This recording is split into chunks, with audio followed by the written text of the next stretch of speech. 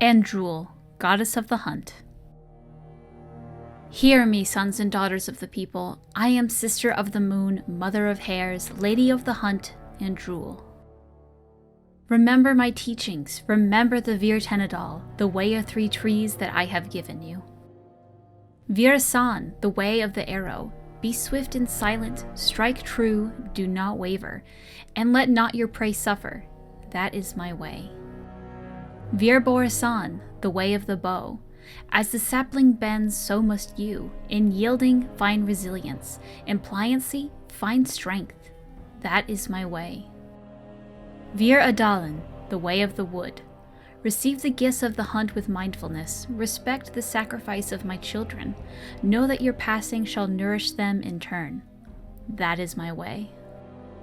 Remember the ways of the hunter, and I shall be with you. From the charge of Andruil, goddess of the hunt.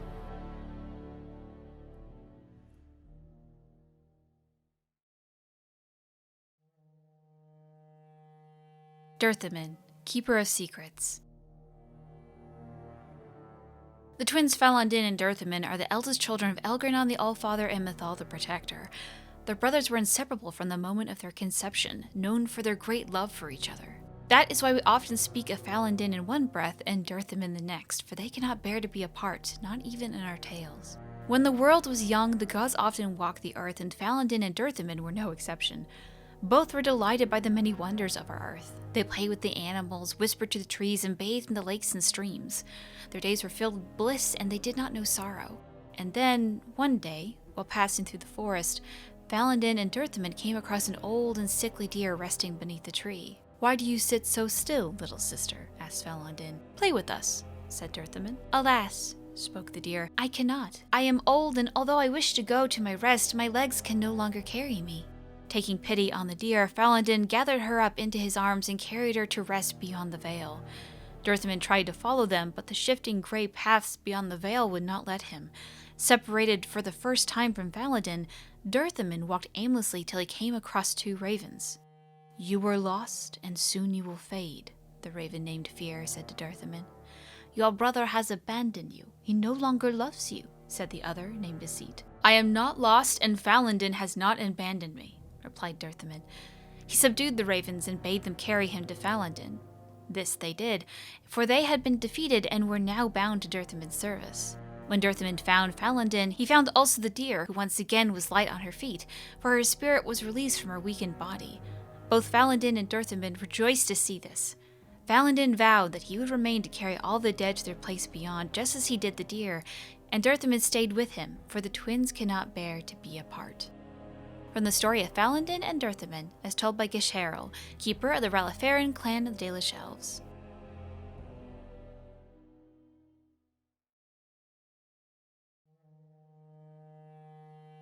Elgar'nan, god of vengeance. Long ago, when time itself was young, the only things in existence were the sun and the land. The sun, curious about the land, bowed his head close to her body, and Elgar'nan was born in the place where they touched. The sun and the land loved Elgar'nan greatly, for he was beautiful and clever. As a gift to Elgar'nan, the land brought forth great birds and beasts of sky and forest, and all manner of wonderful green things. Elgar'nan loved his mother's gifts and praised them highly and walked amongst them often. The sun, looking down upon the fruitful land, saw the joy that Elgar'nan took in her works and grew jealous. Out of spite, he shone his face full upon all the creatures the earth had created and burned them all to ashes. The land cracked and split from bitterness and pain and cried salt tears for the loss of all she had wrought. The pools of tears cried for the land became the ocean, and the cracks in her body the first rivers and streams. Elgar'nan was furious at what his father had done and vowed vengeance. He lifted himself into the sky and wrestled the sun, determined to defeat him. They fought for an eternity, and eventually the sun grew weak, while Elgar'nan's rage was unabated. Eventually, Elgar'nan threw the sun down from the sky and buried him in a deep abyss created by the land's sorrow.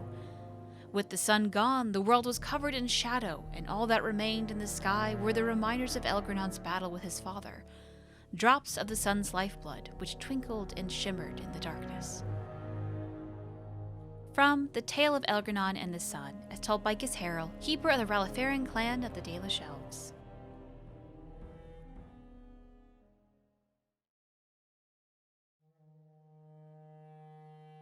Falon'din, friend of the dead, the guide. O Falon'din, Lethanavir, friend of the dead, guide my feet, calm my soul, lead me to my rest. In ancient times, the people were ageless and eternal, and instead of dying would enter Euthenera, the long sleep, and walk the shifting paths beyond the veil with Falon'din and his brother Dirthamen. Those elders would learn the secrets of dreams, and some returned to the people with newfound knowledge. But we quickened and became mortal. Those the people who passed walked with Falon'din into the beyond and never returned. If they took counsel with Dirthamen on their passage, his wisdom was lost, for it went with them into the beyond also, and never came to the people. Then Fen'Harel caused the gods to be shut away from us, and those who passed no longer had Falon'din to guide them. And so we learned to lay our loved ones to rest with an oaken staff, to keep them from faltering along the paths, and a cedar branch to scatter the ravens named Fear and Deceit who were once servants of Dirthamen, now without a master. As told by Ghilan'nain, keeper of the Ralefarian clan of the Dalish Elves.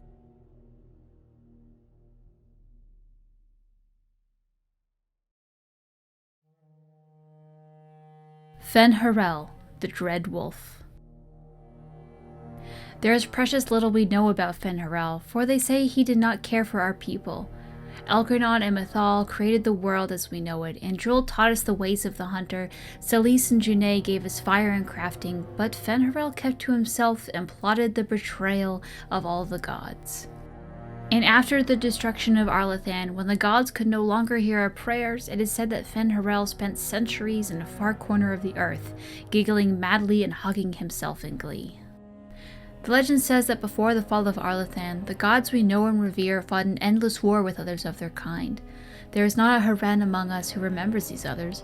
Only in dreams do we hear whisper the names of Ghilan'nain and Darenthal and Andraste, for they are the Forgotten Ones, the gods of terror and malice, spite and pestilence. In ancient times, only Fen'Harel could walk without fear among both our gods and the Forgotten Ones, for although he is kin to the gods of the people, the Forgotten Ones knew of his cunning ways and saw him as one of their own. And that is how Fen'Harel tricked them. Our gods saw him as a brother, and they trusted him when he said that they must keep to the heavens while he arranged a truce. And the Forgotten Ones trusted him also when he said he would arrange for the defeat of our gods, if only the Forgotten Ones would return to the abyss for a time. They trusted Fen'Harel, and they were all of them betrayed. And Fen'Harel sealed them away so they could never again walk among the people. From the tale of Fen'Harel's triumph, as told by Ghilan'nain, keeper of the Ralefarian clan of the Dalish Elves.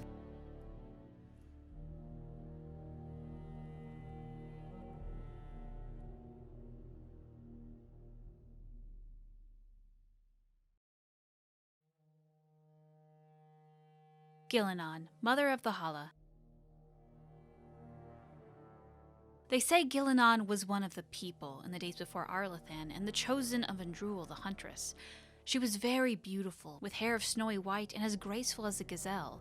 She kept always to Andruil's ways, and Andruil favored her above all others. One day while hunting in the forest, Ghilan'nain came across a hunter she did not know. At his feet lay a hawk, shot through the heart with an arrow. Ghilan'nain was filled with rage, for the hawk, along with the hare, is an animal much beloved to Andruil. Ghilan'nain demanded that the hunter make an offering to Andruil in exchange for taking the life of one of her creatures. The hunter refused, and Ghilan'nain called upon the goddess to curse him, so that he would never again hunt and kill a living creature. Ghilan'nain's curse took hold, and the hunter found that he was unable to hunt. His prey would dart out of sight, and his arrows would fly astray. His friends and family began to mock him for his impotence, for what use is a hunter who cannot hunt? Ashamed, the hunter swore he would find Ghilan'nain and repay her for what she had done to him. He found Ghilan'nain while she was out on a hunt with her sisters, and lured her away from them with lies and false words. He told Ghilan'nain that he had learned his lesson and begged her to come with him so she could teach him to make a proper offering to Andruil. Moved by his plea, Ghilan'nain found the hunter, and when they were away from all of her sisters, the hunter turned on Ghilan'nain. He blinded her first, and then bound her as one would bind a kill fresh from the hunt. But because he was cursed, the hunter could not kill her. Instead, he left her for dead in the forest. And Ghilan'nain prayed to the gods for help. She prayed to Elgar'nan for vengeance, to Mother Mythal to protect her, but above all she prayed to Andruil. Andruil sent her hairs to Ghilan'nain, and they chewed through the ropes that bound her. But Ghilan'nain was still wounded and blind, and could not find her way home. So Andruil turned her into a beautiful white deer, the first Halla, and Ghilan'nain found her way back to her sisters and led them to the hunter, who was brought to justice. And since that day, the Halla have guided the people and have never led us astray, for they listen to the voice of Ghilan'nain. From The Tale of Ghilan'nain, as told by Fen'Harel, keeper of the Ralefarian clan of the Dalish Shelves.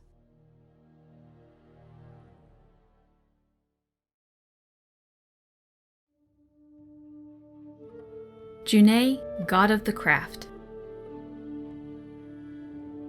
We dedicate all our crafts to Junei, for it is he who taught the people to bend the branches of trees to make our bows, and to fashion coverings of furs and iron bark. Without Junei, would we have the Aravel or the harnesses for our Halla? When the people were young, we wandered the forest without purpose. We drank from streams and ate the berries and nuts that we could find. We did not hunt, for we had no bows. We wore nothing, for we had no knowledge of spinning or needlecraft. We shivered in the cold night and went hungry through the winters, when all the world was covered in ice and snow. Then Sylaise the Hearthkeeper came, and gave us fire and taught us how to feed it with wood. Junei taught us to fashion bows and arrows with knives so that we could hunt. We learned to cook the flesh of the creatures we hunted over Sylaise's fire, and we learned to clothe ourselves in the furs and skins. And the people were no longer cold and hungry. As told by Fen'Harel, keeper of the Ralefarian clan of the Dalish Elves.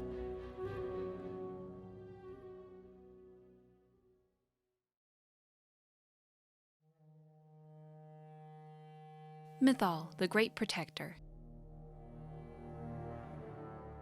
Elgar'nan had defeated his father, the sun, and all was covered in darkness.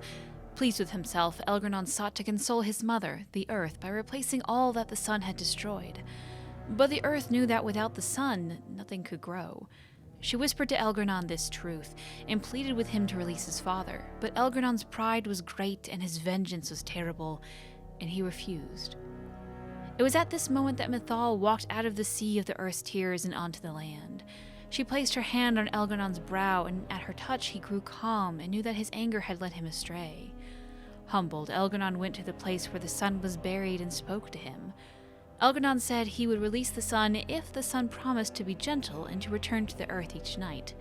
The sun, feeling remorse at what he had done, agreed. And so the sun rose again in the sky and shone his golden light upon the earth. Elgar'nan and Mythal, with the help of the earth and the sun, brought back to life all the wondrous things that the sun had destroyed, and they grew and thrived. And that night, when the sun had gone to sleep, Mythal gathered the glowing earth around his bed and formed it into a sphere to be placed in the sky, a pale reflection of the sun's true glory. From The Tale of Mythal's Touch, as told by Fen'Harel, keeper of the Ralefarian clan of the Dalish Elves.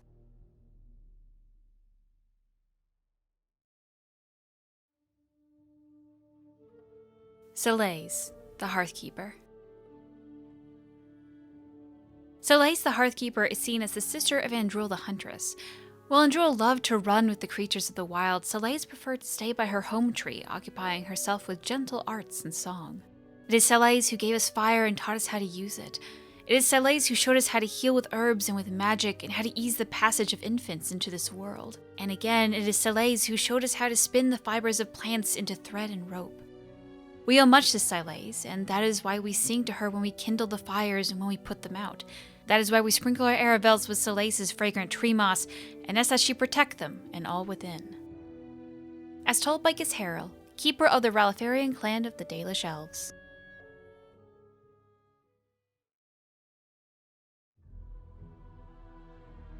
The Aeonar. When the Imperium occupied the area that is present-day Ferelden, they had two sites dedicated to magical experimentation at the extreme ends of the Imperial Highway. The southern one was the fortress of Ostagar, which looked out over the Kukari Wilds. The northern one was Aeonar, although the exact location is now a secret known only to a handful of Templars. Whatever it was the defenders were trying to discover at Aeonar, their work was never completed. The fortress was overrun by disciples of Andraste upon hearing the news of her death. According to legend, it was a massacre eerily silent, for the invaders caught the mages while all but one of them were in the Fade. The site was less structurally sound, but spiritually damaged. Possibly because of this, the Chantry chose to put it to use as a prison. Accused Maleficarum and Apostates are held in the confines of Aeonar. Those who have a powerful connection to the Fade, and particularly to demons, will inevitably attract something across the veil, making the guilty somewhat easier to tell from the innocent. From Of Fires, Circles, and Templars, A History of Magic in the Chantry by Sister Petrine, Chantry Scholar.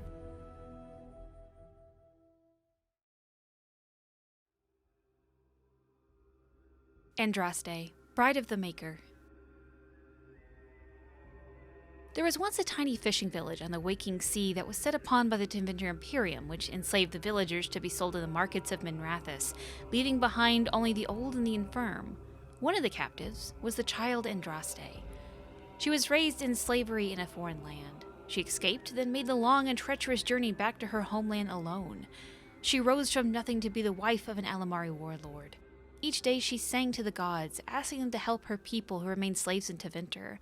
The false gods of the mountains and the winds did not answer her, but the true God did.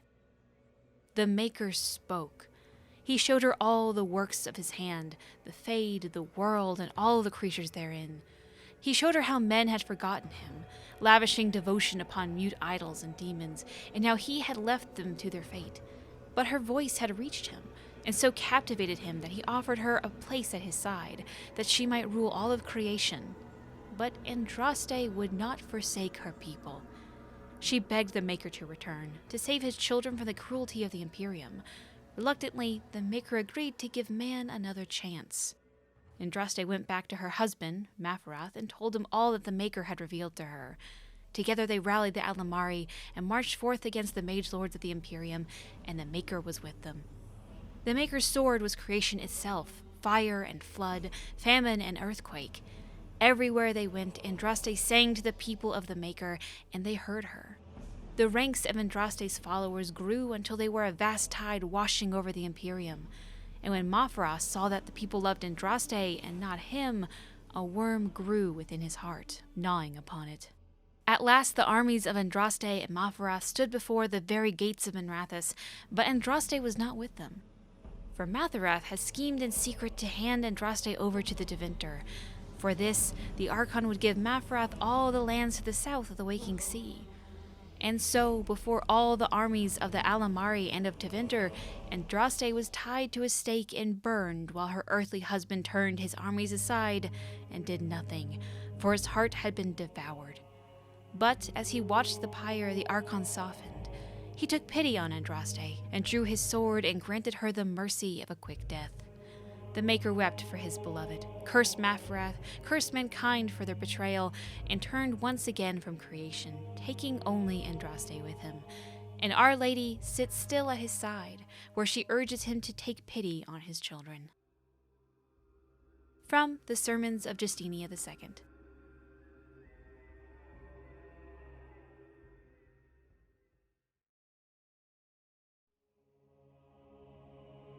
The Right of Annulment.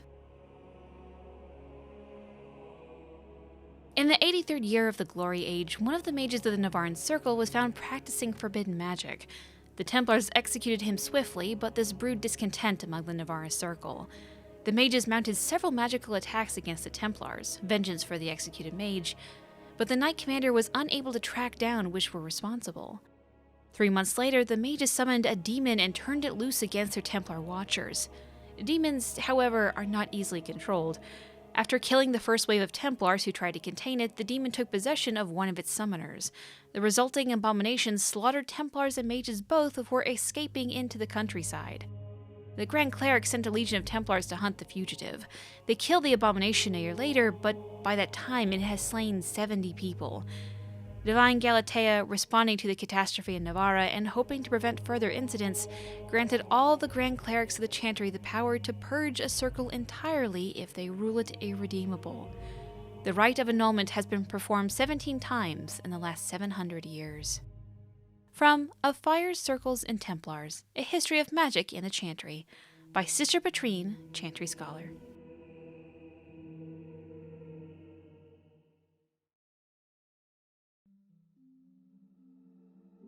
Apostates.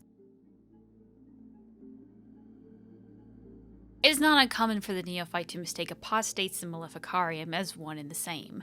Indeed, the Chantry has gone to great lengths over the centuries to establish that this is so.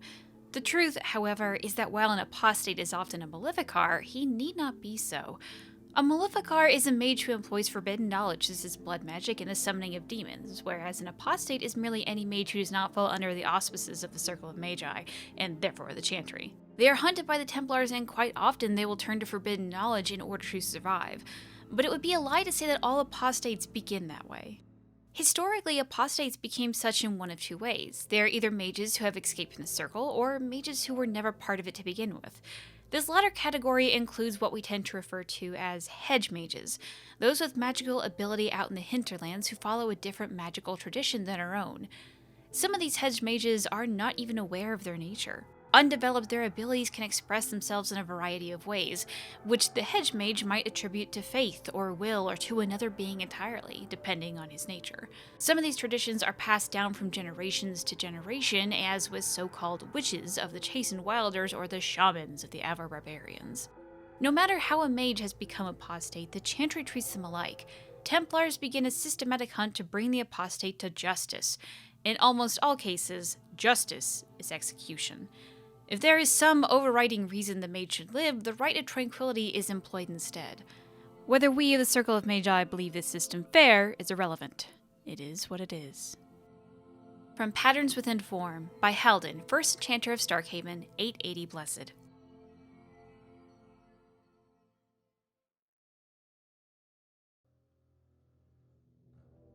The Black City.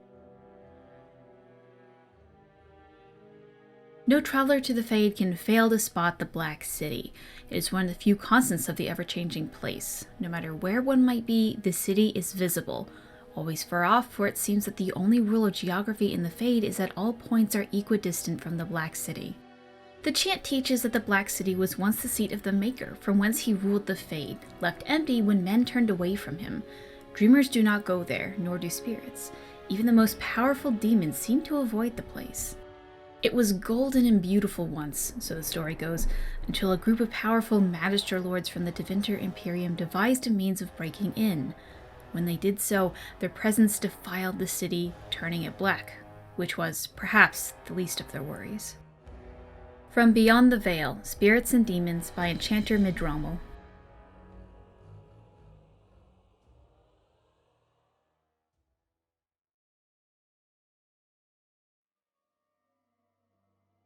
The Chant of Light, the Blight. No matter their power, their triumphs, the mage lords of Tevinter were men and doomed to die. Then a voice whispered within their hearts, "Shall you surrender your power to time like the beasts of the fields? You are the lords of the earth. Go forth to claim the empty throne of heaven and be gods." In secret they worked magic upon magic, all their power and all their vanity. They turned against the veil until at last it gave way. Above them a river of light, before them the throne of heaven, waiting. Beneath their feet the footprints of the Maker, and all around them echoed a vast silence. But when they took a single step toward the empty throne, a great voice called out, shaking the very foundations of heaven and earth. "And so is the golden city blackened. With each step you take in my hall, marvel at perfection, for it is fleeting. You have brought sin to heaven and doom upon all the world." Violently they were cast down, for no mortal may walk bodily in the realm of dreams. Bearing the mark of their crime, bodies so maimed and distorted that none should see them and know them for men. Deep into the earth they fled, away from the light. In darkness eternal they searched for those who had goaded them on, until at last they found their prize. Their god, their betrayer, the sleeping dragon Dumat. Their taint twisted even the false god, and the whisperer awoke at last, in pain and horror, and led them to wreak havoc upon all the nations of the world. The first Blight. From Threnodies 8.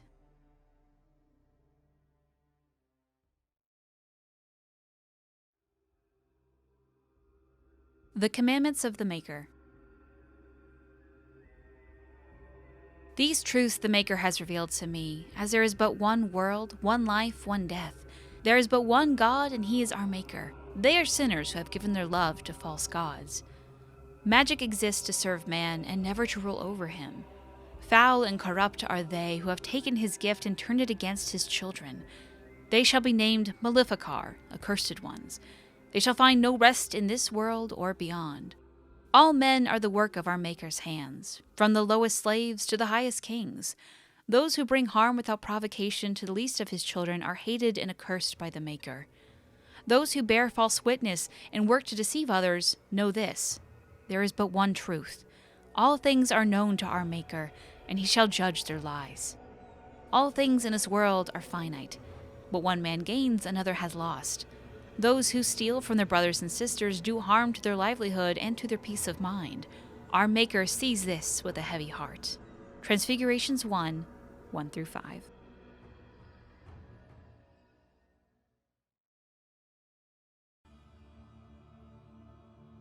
The Maker. There was no word, for heaven or for earth, for sea or sky. All that existed was silence. Then the voice of the Maker rang out, His first word, and His word became all that might be: dream and idea, hope and fear, endless possibilities, and from it made His firstborn. And He said to them, In my image I forge you. To you I give dominion over all that exists. By your will may all things be done. Then, in the center of heaven, He called forth a city with towers of gold, streets with music for cobblestones, and banners which flew without wind.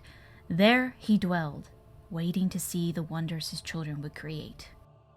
The children of the Maker gathered before His golden throne and sang hymns of praise unending. But their songs were the songs of the cobblestones. They shone with the golden light reflected from the Maker's throne. They held forth the banners that flew on their own. And the voice of the Maker shook the fade, saying, In my image I have wrought my firstborn. You have been given dominion over all that exists. By your will all things are done, yet you do nothing. The realm I have given you is formless, ever-changing. And He knew He had wrought amiss, so the Maker turned from His firstborn and took from the fade a measure of its living flesh, and placed it apart from the spirits, and spoke to it, saying, Here I decree opposition in all things. For earth, sky, for winter, summer, for darkness, light. By my will alone is balance sundered, and the world given life anew. And no longer was it formless, ever-changing, but held fast, immutable.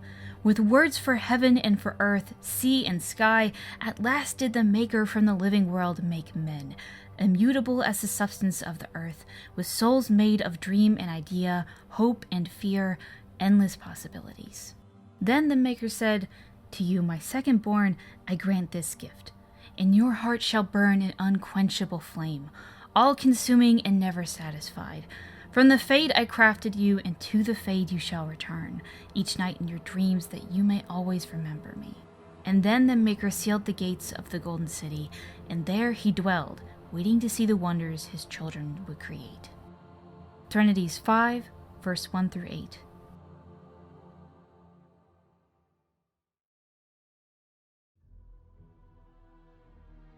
The Chant of Light. Redemption. Many are those who wander in sin, despairing that they are lost forever. But the one who repents, who has faith, unshaken by the darkness of the world, and boasts not nor gloats over the misfortunes of the weak, but takes delight in the Maker's law and creations, she shall know the peace of the Maker's benediction. The light shall lead her safely through the paths of the world and into the next. For she who trusts in the Maker, fire is her water. As the moth sees light and goes towards flame, she should see fire and go towards light.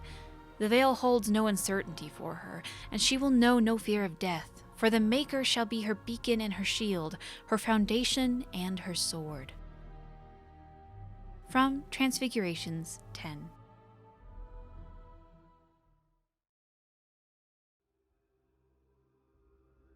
The Imperial Chantry. There are those who would tell you that the Chantry is the same everywhere as it is here, that the divine in Val Rayo reigns supreme in the eyes of the Maker, and that this fact is unquestioned throughout Thedas. Do not believe it. The Maker's second commandment, magic must serve man, not rule over him, never held the same meaning within the ancient Tevinter Imperium as it did elsewhere. The Chantry there interpreted the rule as meaning that mages should never control the minds of other men, and that otherwise their magic should benefit the rulers of men as much as possible. When the clerics of Tevinter altered the Chant of Light to reflect this interpretation of the commandment, the Divine in Val Rayo ordered the clerics to revert to the original chant. They refused, claiming corruption within Val Rayo, an argument that grew until, in 487 Towers, the Chantry in Tevinter elected its own legitimate and uncorrupted Divine Valhale, who was not only male, but also happened to be one of the most prominent members of the Tevinter Circle of Magi. This black divine was reviled outside Tevinter, his existence an offense to the Chantry in Val Rayo. After 4 exalted marches to dislodge these rebels, all that the Chantry in Val Rayo accomplished was to cement the separation. While most aspects of the Imperial Chantry's teaching are the same, prohibitions against magic have been weakened, and male priests have become more prevalent. The Circle of Magi today rules Tevinter directly, ever since the Archon Nomarang was elected in 734 Storm directly from the ranks of the Enchanters, to great applause from the public. He dispensed with the old rules forbidding mages from taking part in politics, and within a century, the true rulers within the various imperial houses, the mages, took their places openly within the government. The Imperial Divine is now always drawn from the ranks of the first Enchanters and operates as Divine and Grand Enchanter both. This is utter heresy to any member of the Chantry outside of Tevinter, a return to the days of the Magisters, which brought the Blights down upon us. But it exists, and even though we have left the Tevinter Imperium to the mercies of the dread Canary, still they have endured. Further confrontation between the Black Divine and our so-called White Divine is inevitable. From Edicts of the Black Divine by Father David of Carneus, 811 Blessed.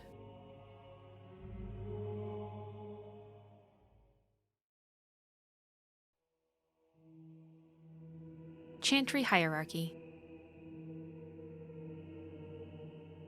The Divine is the titular head of the Chantry, although since the schism split the Imperial Chantry into its own faction, there are now in fact 2 Divines at any one time. One Divine, informally called the White Divine, is a woman housed in the Grand Cathedral in Val Rayo. The other, known as the Black Divine, is a man housed in the Argent Spire in Minrathous. Neither Divine recognizes the existence of the other, and the informal names are considered sacrilegious. No matter the gender, a Divine is addressed as Most Holy or Your Perfection.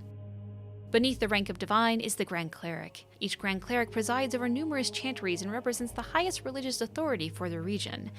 They travel to Val Rayo when the College of Clerics convenes, but otherwise remain where they are assigned. All Grand Clerics are addressed as Your Grace. Beneath the Grand Cleric is the Mother, or in the Imperial Chantry, the Father. If a mother is in charge of a particular chantry, revered is appended to her title. These are the priests responsible for administering the spiritual well-being of their flock. A mother or revered mother is addressed as Your Reverence.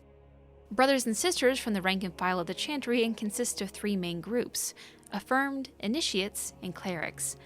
Affirmed are the lay brethren of the chantry, those regular folk who have turned to the chantry for succor. Often they are people who have led a difficult or irreligious life and have chosen to go into seclusion, or even orphans and similar unfortunates who were raised into chantry life. The affirmed take care of the chantry and are in turn afforded a life of quiet contemplation, no questions asked. Only those folks who take vows become initiates. These are men and women in training, whether in academic knowledge or the martial skill of a warrior. All initiates receive an academic education, although only those who seek to become Templars learn how to fight in addition. Clerics are the true academics of the chantry, those men and women who have dedicated themselves to the pursuit of knowledge.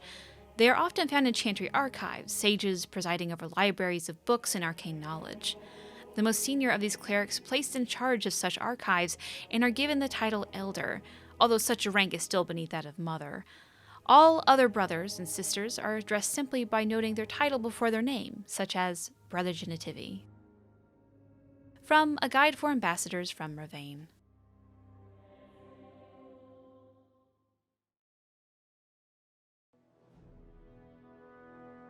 Templars. Often portrayed as stoic and grim, the Order of the Templars was created as the martial arm of the Chantry. Armed with the ability to dispel and resist magic in addition to their formidable combat talents, the Templars are uniquely qualified to act as both a foil for apostates, mages who refuse to submit to the authority of the Circle, and a first line of defense against the dark powers of blood mages and abominations. While mages often resent the Templars as symbols of the Chantry's control over magic, the people of Thedas see them as saviors and holy warriors, champions of all that is good, armed with piety enough to protect the world from the ravages of foul magic.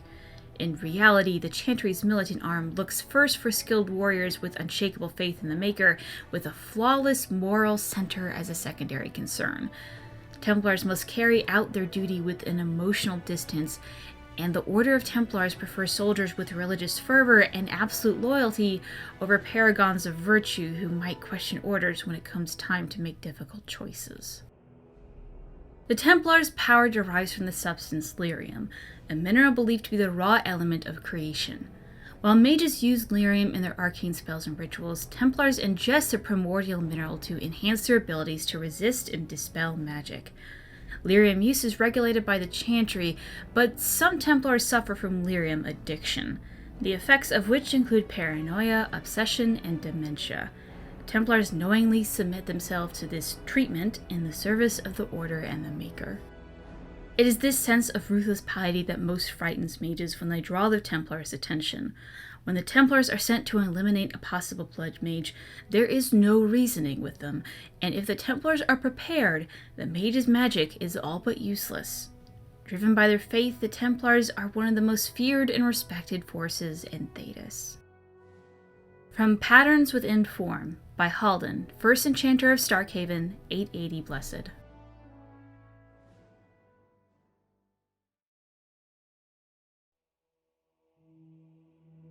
The founding of the Chantry. Cornelius Draken, king of the city-state of Orlais, was a man of uncommon ambition. In the year -15 Ancient, the young king began construction of a great temple dedicated to the Maker, and declared that by its completion he would not only have united the warring city-states of the south, he would have brought Andraste belief to the world. In -3 Ancient, the temple was completed. There, in its heart, Draken knelt before the eternal flame of Andraste and was crowned ruler of the Empire of Orlais. His first act as emperor, to declare the Chantry as the established Andrastian religion of the Empire. It took 3 years and several hundred votes before Olessa of Madasamard was elected to lead the new Chantry. Upon her coronation as divine, she took the name Justinia, in honor of the disciple who recorded Andraste's songs. In that moment, the ancient era ended and the divine age began. From Ferelden, Folklore and History, by Sister Petrine, Chantry Scholar.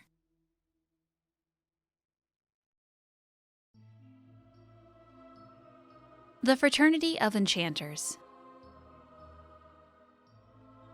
Another aspect of circle life is the fraternity. When a mage becomes an enchanter, he might ally himself with the fraternity. These are cliques that cross circle boundaries, mages of common interests and goals who band together to ensure that their voice is heard within the College of Magi in Cumberland. The largest fraternities currently are the Loyalists, who advocate loyalty and obedience to the Chantry; the Aquitarians, who advocate temperance and follow a distinct code of conduct which they believe all mages should hold themselves to; the Libertarians, a growing fraternity publicly maintaining greater power for the circles but secretly advocating a complete split from the Chantry, a dangerous opinion naturally; the Isolationists, a small group that advocates withdrawing to remote territories in order to avoid conflicts with the general populace; the Lucretians, who maintain that the circle must do what is profitable first and foremost. They prioritize the accumulation of wealth, with the gaining of political influence a close second. So far, an alliance between the Loyalists and the Aquitarians have prevented the Libertarians from gaining much headway, but there are signs that Aquitarians may throw their support in with the Libertarians. If that happens, many mages predict it will come to civil war among the circles. From The Circle of the Magi, A History, by First Enchanter Josephus.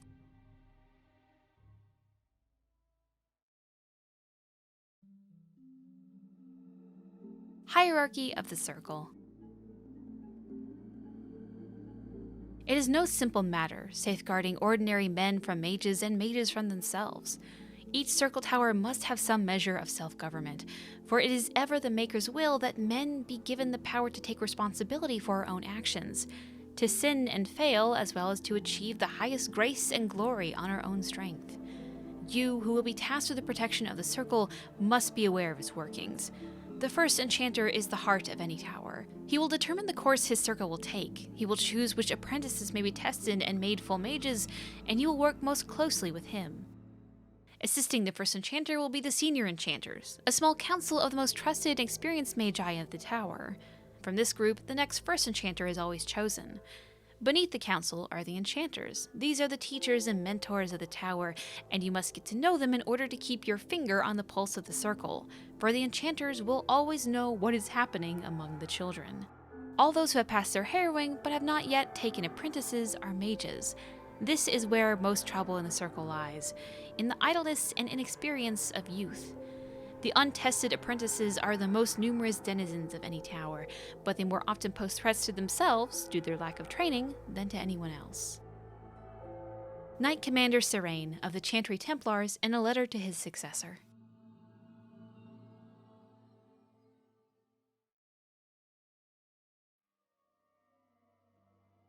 History of the Circle. It is a truth universally acknowledged that nothing is more successful at inspiring a person to mischief as being told not to do something. Unfortunately, the Chantry of the Divine Age had some trouble with obvious truths. Although it did not outlaw magic, quite the contrary, as the Chantry relied upon magic to kindle the internal flame which burns in every brazier in every chantry, it relegates magic to lighting candles and lamps, perhaps occasional dusting of rafters and eaves. I will give my readers a moment to contemplate how well such a role satisfied the mages of the time. It surprised absolutely no one when the mages of Val'Rego, in protest, snuffed the sacred flames of the cathedral and barricaded themselves inside the choir loft. No one, that is but Divine Ambrosia II, who was outraged and attempted to order an exalted march upon her own cathedral. Even her most devout Templars discouraged the idea. For 21 days, the fires remained unlit while negotiations were conducted, legend tells us by shouting back and forth from the loft. The mages went cheerily into exile in a remote fortress outside of the capital, where they would be kept under the watchful eye of the Templars and a council of their own elder magi. Outside of normal society and outside of the Chantry, the mages would form their own close society, the Circle, separated for the first time in human history. From Of Fires, Circles, and Templars, A History of Magic in the Chantry, by Sister Petrine, Chantry Scholar.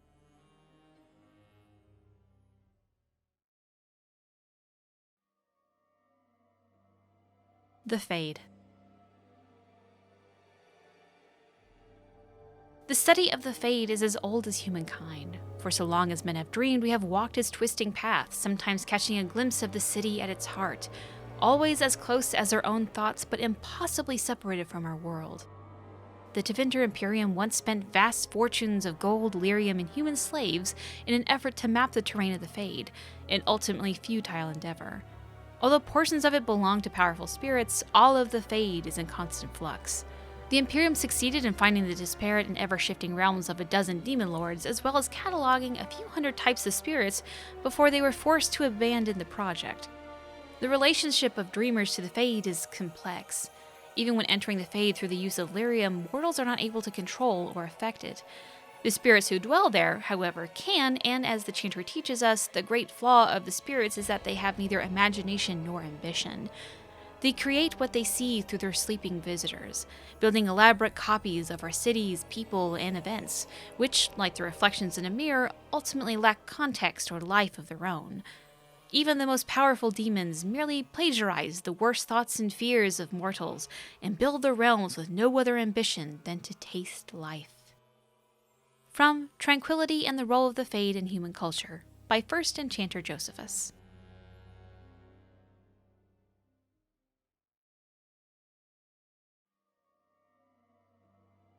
The Harrowing. Among apprentices of the Circle, nothing is regarded with more fear than the Harrowing. Little is known about this rite of passage, and that alone would be cause for dread, but it is well understood that only those apprentices who pass this trial are ever seen again. They return as full members of the Circle of Magi. Of those who fail, Nothing is known. Perhaps they are sent away in disgrace. Perhaps they are killed on the spot. I heard one patently ridiculous rumor among the circle at Ravane, which claimed that failed apprentices were transformed into pigs, fattened up, and served at dinner to the senior enchanters.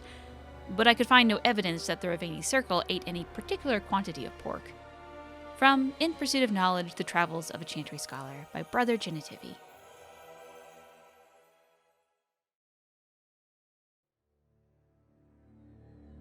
Lyrium. More than half the wealth of Orzammar comes from a single, extremely rare substance, Lyrium. The Chantry believes it to be the waters of the Fade, mentioned in the Canticle of Threnodies, the very stuff of creation itself, from whence the Maker fashioned the world. Only a handful of mining caste families hazard extracting the ore, finding veins in the stone quite literally by ear. For in its raw form, Lyrium sings, and the discerning can hear the sound even through solid rock. Even though dwarves have a natural resistance, raw Lyrium is dangerous for all but the most experienced of the mining caste to handle. Even for dwarves, exposure to the unprocessed mineral can cause deafness or memory loss. For humans and elves, direct contact with Lyrium ore produces nausea, blistering of the skin, and dementia. Mages cannot even approach unprocessed Lyrium. Doing so is invariably fatal. Despite its dangers, Lyrium is the single most valuable mineral currently known. In the Tevinter Imperium, it has been known to command a higher price than diamond. The dwarves sell very little of the processed mineral to the surface, giving the greater portion of what they mine to their own smiths, who use it in the forging of all truly superior dwarven weapons and armor. What processed Lyrium is sold on the surface goes only to the Chantry, who strictly control the supply. From the Chantry, it is dispensed both to the Templars, who make use of it in tracking and fighting Maleficarum, and to the Circle. In the hands of the Circle, Lyrium reaches its fullest potential. Their Fomari craftsmen transform it into an array of useful items from the practical, such as magically hardened stone for construction, to the legendary silver armor of King Ghilan'nain. When mixed into liquid and ingested, Lyrium allows mages to enter the Fade when fully aware, unlike all others who reach it only when dreaming. Such potions can also be used to aid in the casting of especially taxing spells, for a short time granting a mage far greater power than he normally wields. Lyrium has its costs, however. Prolonged use becomes addictive, the cravings unbearable. Over time, Templars grow disoriented, incapable of distinguishing memory from present or dream from waking. They frequently become paranoid as their worst memories and nightmares haunt their waking hours. Mages have additionally been known to suffer physical mutation. The Magister Lords of Tevinter Imperium were widely reputed to have been so affected by their years of Lyrium use that they could not be recognized by their own kin, nor even as creatures that had once been human. From In Pursuit of Knowledge, The Travels of a Chantry Scholar by Brother Genitivi.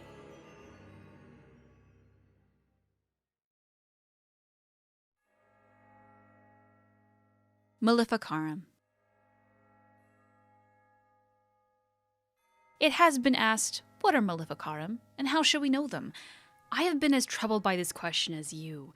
You have come to me for wisdom of the Maker, but none have seen the Maker's heart save beloved Andraste. And so I have done, as all mortals must, and looked to the words of his prophet for answers. And there I have found respite for a troubled mind. For she has said to us, magic exists to serve man, and never rule over him. Therefore I say to you, they who work magic which dominates the minds and hearts of others, they have transgressed the Maker's law. Also, Our Lady said to us, those who bring harm without provocation to the least of his children are hated and accursed by the Maker. And so it is made clear to me, as it should be to us all, that magic which fuels itself by harming others, by the letting of blood, is hated by the Maker. Those mages who honor the Maker and keep his laws, we welcome as our brothers and sisters. Those who reject the laws of the Maker and the words of his prophet are apostate. They shall be cast out and given no place among us. From the Sermons of Justinia I.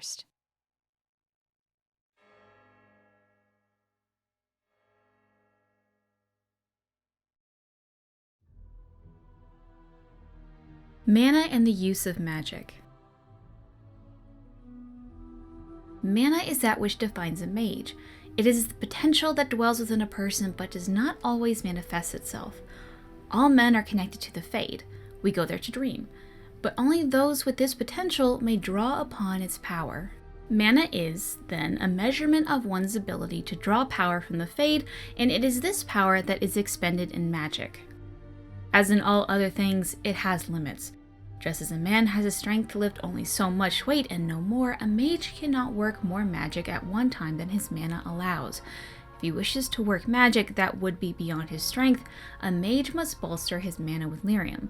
Without Lyrium, it is possible for the reckless to expend their own life force in the working of magic, and occasionally ambitious apprentices injure or even kill themselves by overexertion. From the lectures of First Enchanter Wenceslas.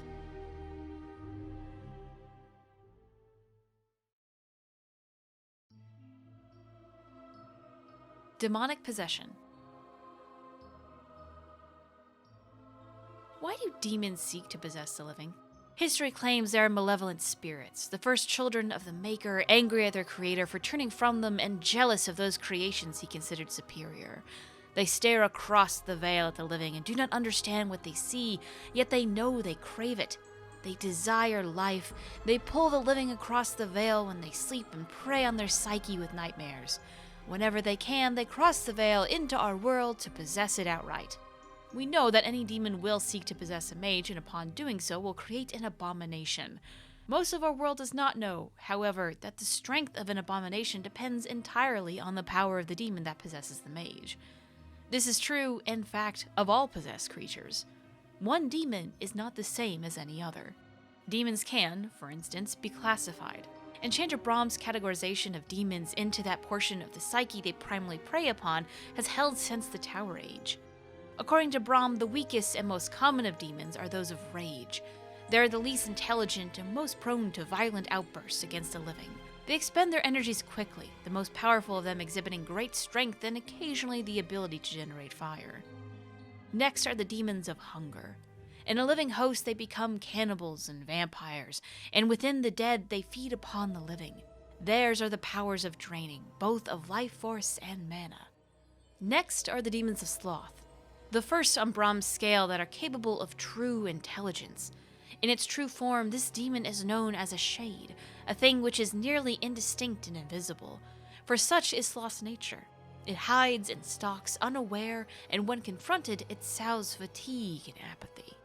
Demons of desire are amongst the most powerful, and are the ones most likely to seek out the living and actively trick them into a deal.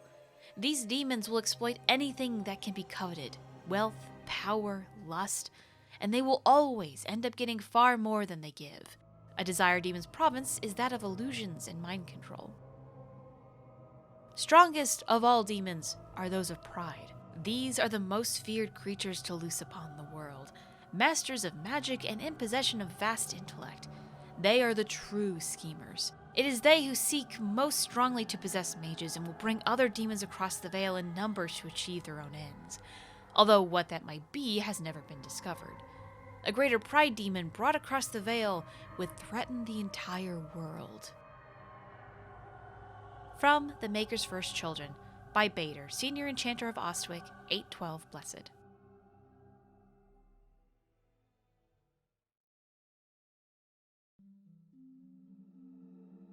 The Cardinal Rules of Magic. You must not be under the misimpression that magic is all-powerful.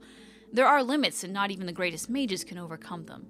No one, for instance, has found any means of traveling either over great distances or small ones beyond putting one foot in front of the other. The immutable nature of the physical world prevents this.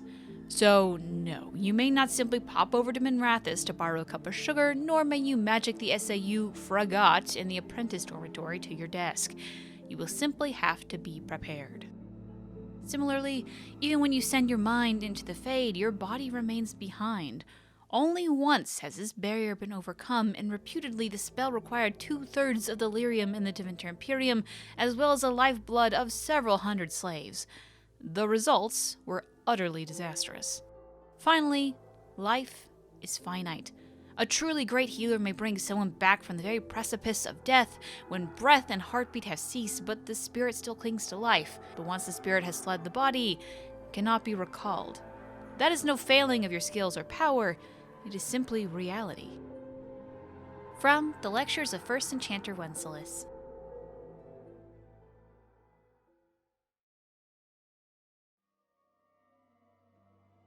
Blood Magic, the Forbidden School.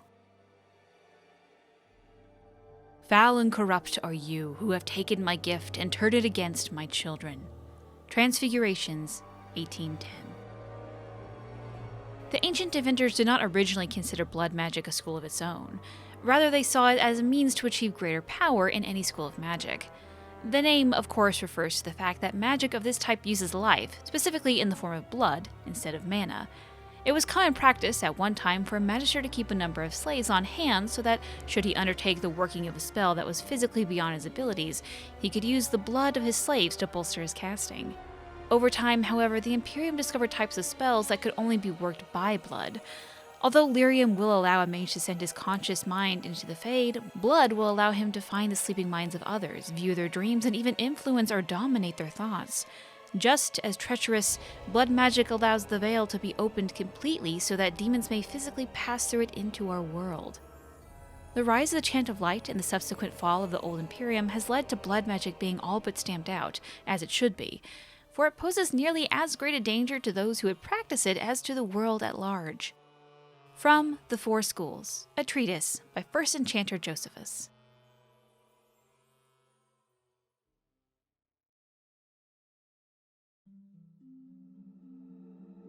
The Four Schools of Magic. Entropy. To you, my second-born, I grant this gift. In your heart shall burn an unquenchable flame, all-consuming and never satisfied. Threnodies, 5-7. The first of the two schools of matter, entropy, is the opposing force of creation. For this reason, it is often called the school of negation. Nothing lives without death. Time inevitably brings an end to all things in the material world, and yet in this ending is the seed of a beginning. A river may flood its banks, causing havoc, but brings new life to its floodplain. The fire that burns a forest ushers in new growth. And so it is with entropic mages that we manipulate the forces of erosion, decay, and destruction to create anew.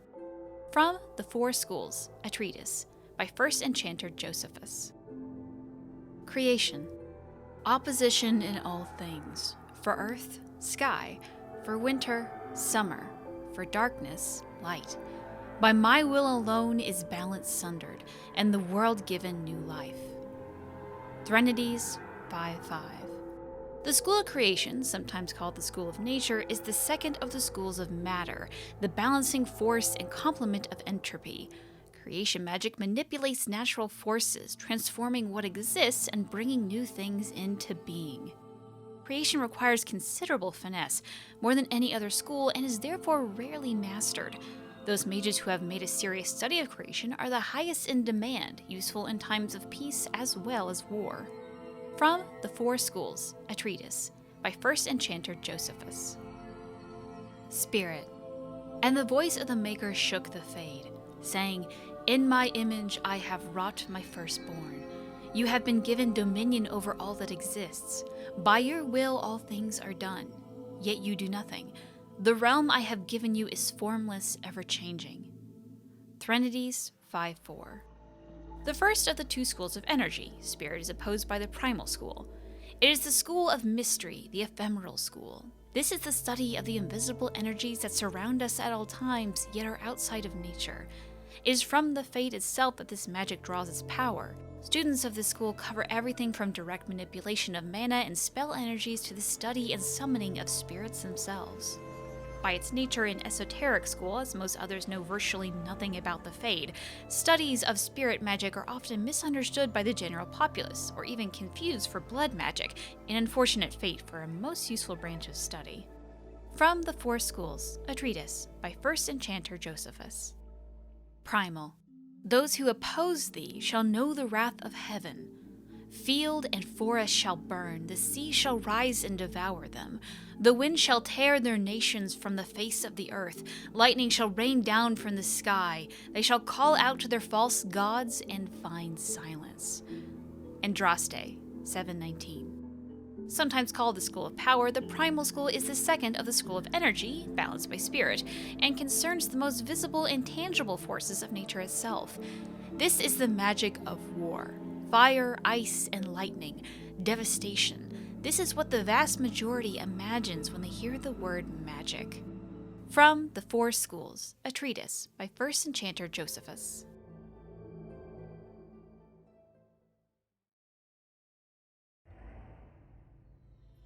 Beyond the Veil, Spirits and Demons.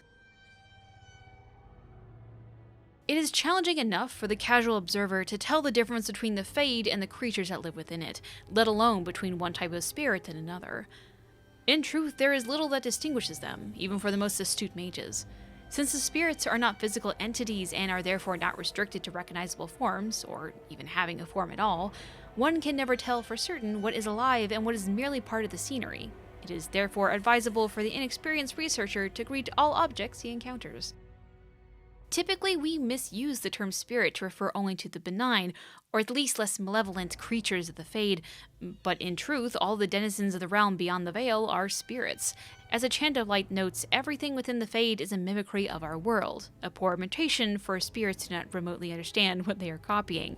It is no surprise that much of the Fade appears like a manuscript translated from Tevinter into Orlesian and back again by drunken initiates. In general, spirits are not complex, or rather, they are not complex as we understand such things. Each one seizes upon a single facet of human experience: rage, hunger, compassion, hope, etc.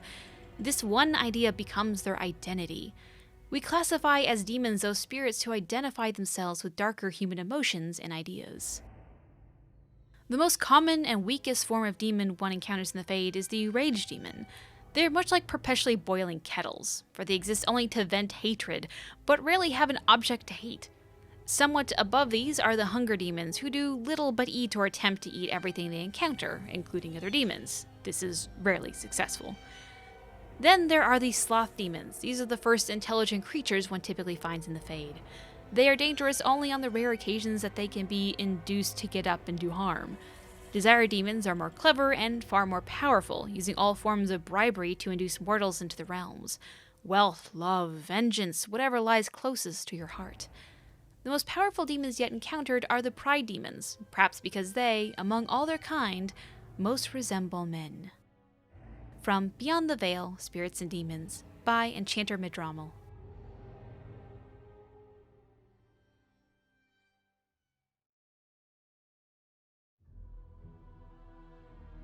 The Tranquil.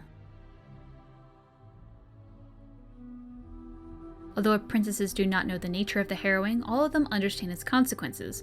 They either pass to become full mages, or they are never seen again. Those who fear to undertake this rite of passage, or those who are deemed weak or unstable, are given the Rite of Tranquility instead. The actual procedure, like the harrowing, is secret, but the results are just as well known. The rite severs connection to the fate. The Tranquil, therefore, do not dream. This removes the greatest danger that threatens a weak or unprepared mage, the potential to attract demons across the veil. But this is the least of Tranquility's effects, for the absence of dreams brings with it the end of all magical ability, as well as all emotion. The Tranquil, ironically, resemble sleepwalkers, never entirely awake nor asleep. They are still a part of our circle, however, and some may say they are the most critical part. They have incredible powers of concentration, for it is simply impossible to distract a Tranquil mage, and this makes them capable of becoming craftsmen of such skill that they rival even the adeptness of the dwarves. Though Fomari, the branch of the circle devoted to item enchantment, is made up exclusively of Tranquil and is the source of all the wealth that sustains our towers. From On Tranquility and the Role of the Fate in Human Society by first enchanter Josephus. The Tranquil are the least understood but most visible members of the circle. Every city of respectable size boasts a circle of Magi shop, and each one of those shops is run by a Tranquil proprietor. The name is a misnomer, for they are not tranquil at all. Rather, they are like inanimate objects that speak. If a table wished to sell you an enchanted penknife, it could pass as one of these people. Their eyes are expressionless, their voices monotone, incomparable craftsmen they might be, but they are hardly the sort of mages to put ordinary folk at ease. From In Pursuit of Knowledge, The Travels of a Chantry Scholar by Brother Genitivi.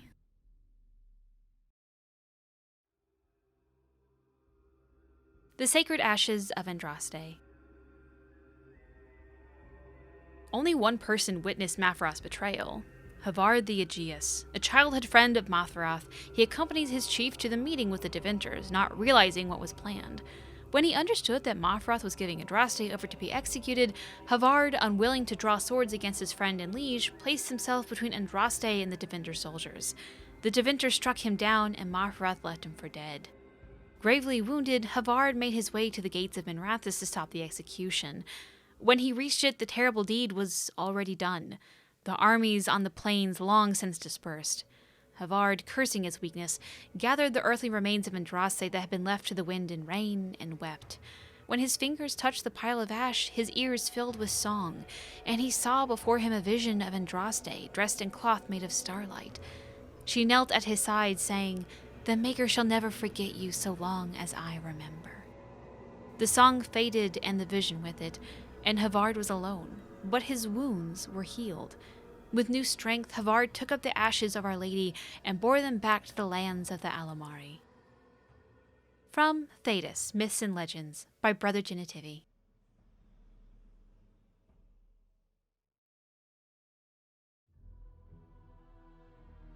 The Veil. I detest this notion that the veil is some manner of invisible curtain that separates the world of the living from the world of the spirits.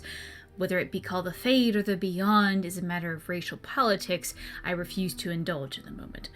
There is no this side and that side when it comes to the veil. One cannot think of it as a physical thing or a barrier or even a shimmering wall of holy light. Thank you very much for that image, your perfection. Think of the veil instead as opening one's eyes.